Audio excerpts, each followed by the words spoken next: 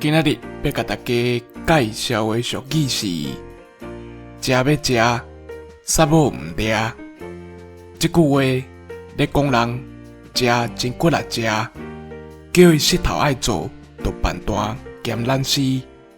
听阮一个tông-chhong的咧oàn-chheh因后生，讲囡仔大学毕业啊，规工就伫房间内咧算电脑，暗时啊拢毋困。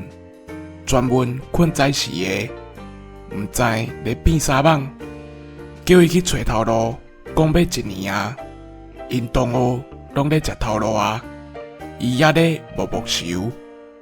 但生到这个有啥物路用？讲着食就真快，若叫伊做事就死坐活食，有影了然咯。以上，感谢收听。